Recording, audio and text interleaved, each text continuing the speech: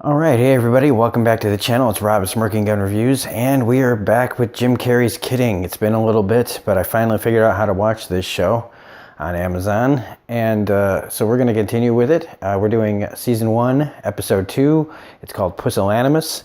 Unlike the first review that I tried to be spoiler-free because it was a review for a preview that we got.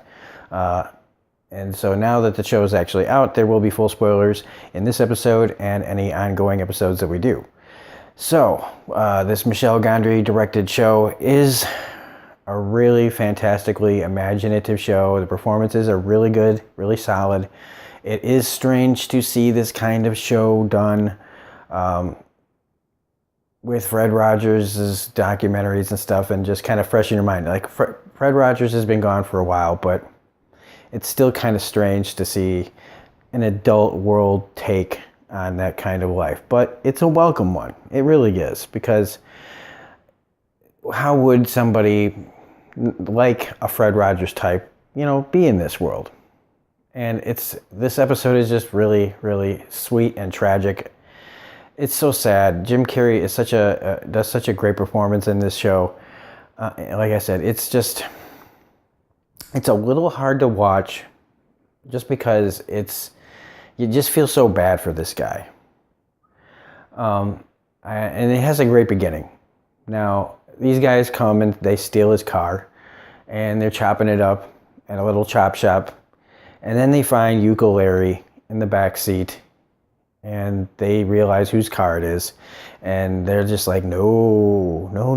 And they put it right back the way it was. They park it back, and just as he's coming out, they're leaving. And it's really sweet. It's really nice, if unrealistic. I know that I should probably think better of people. But it doesn't take away from, the sweetness of that scene that even these guys, Mr. Pickles has touched these guys. And that's really cute. And I do appreciate the sincere, ness of the situation. So, I'm trying not to be too jaded about it, but it was a really sweet scene.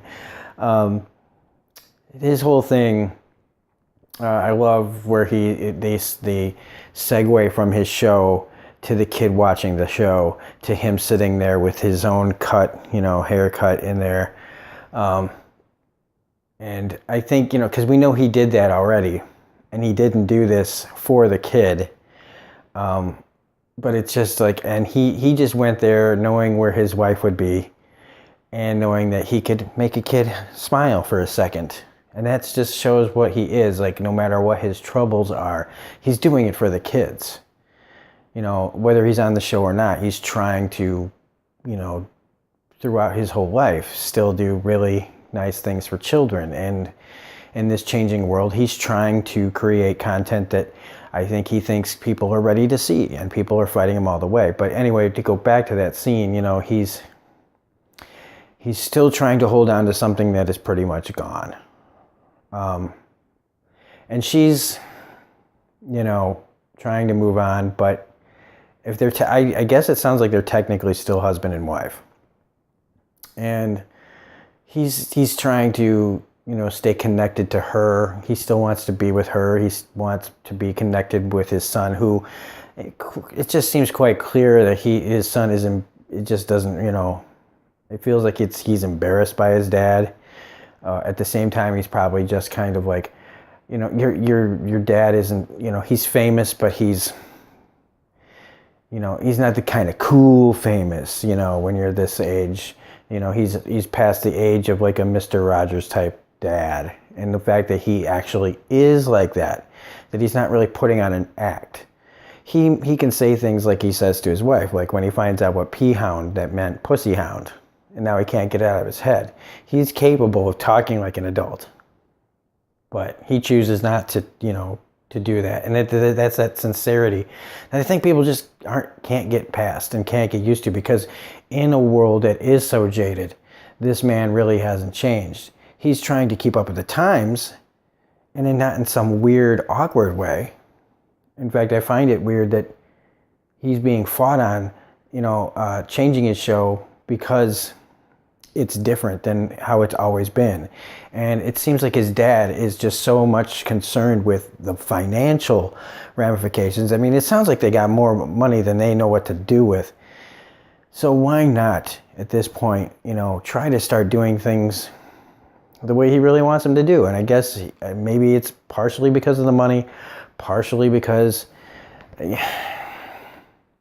he feels like his son is having a mental breakdown, which it's not untrue. His Jeff is definitely having a emotional crisis. And I do feel like it's also just a matter of time before, I mean, in any other show, it's just a matter of time before he blows up. Now, this show could surprise us and not give us that. It could come up with some really imaginative, original way to have him, finally start to deal with some of these stressors in his life. We'll see. The whole moving in next to his wife thing is a really bad idea. It's really, really bad. And okay, so I guess this is going to be an ongoing storyline of him leaving the oven on. That was the first thing I thought when he left the house after he saw his son having dinner with her new man's, with her new man.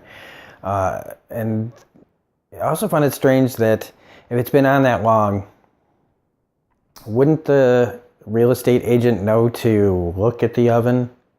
She's right there. I mean, she's right there. You're telling me that you wouldn't think to look?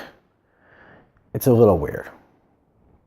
And so speaking of a little weird and awkward, I love how his sister takes her daughter to her piano teacher, and and it's like Catherine Keener is one of those actresses that just delivers straightforward kind of lines really well. The whole "Did you hand fuck my husband?"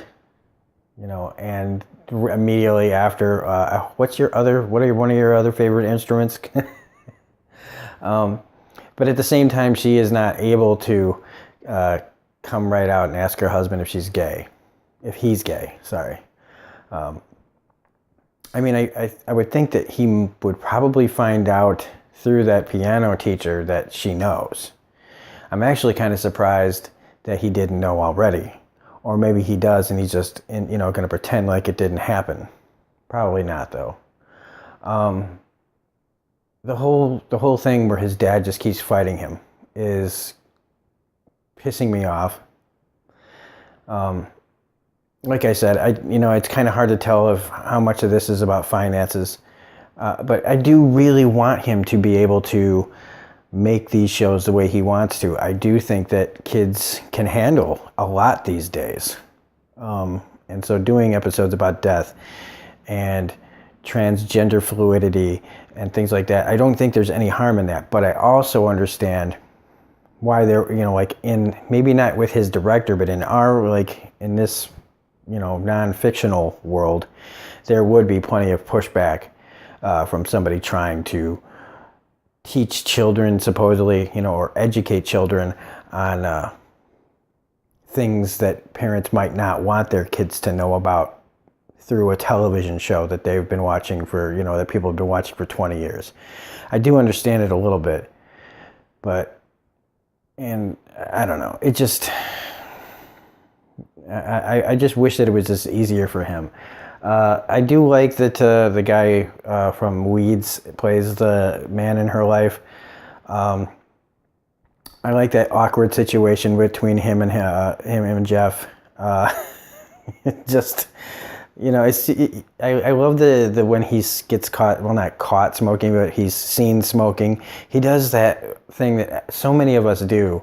I used to smoke, and whenever somebody who didn't smoke would talk to you about it, it's so quick to go, oh, I've always been, it is something that smokers say a lot. And I wonder if you feel like it's just that program thing to always make people think that we're feeling judged when we're smoking, to just automatically go, yeah, I've been meaning to quit. But the thing that really gets him is when he just throws the butt into the yard. Come on, man. I feel like Jeff says a lot sometimes without saying a word, and I do feel like his niceness is kind of a mask at times. because like when he drops the pie and kicks it, like there is a, like I said, I feel when I said it's only a matter of time before he kind of explodes. Like he has those moments where you can tell it's like wanting to break out, and I think eventually it will. The awkwardness of the situation does get to where he gets another day with his son. Maybe that was the motivation in the whole scheme of things, was to ask enough questions to get what he wanted. But again, his kid doesn't seem to have any interest in him. But it's kind of sad. His kid is definitely different. But I guess but he seems really young. And I didn't smoke my first pot until I was like 19. This kid's like, what, 14? Damn. So when he walks into class and puts that stuff in his face, I'm surprised he wasn't called into the office, but maybe he has. I don't know. Anyway, I feel like that's about it for this episode. It's kind of just another episode of him just furthering the story a little bit to see how tragic everything is and pushing his show a little bit further.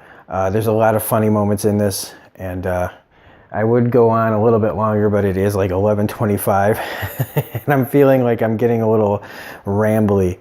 So anyway, I'm going to stop right here and say if you like this episode with this review, please hit the like button, comment, share, subscribe. We will be back with episode 3 tomorrow.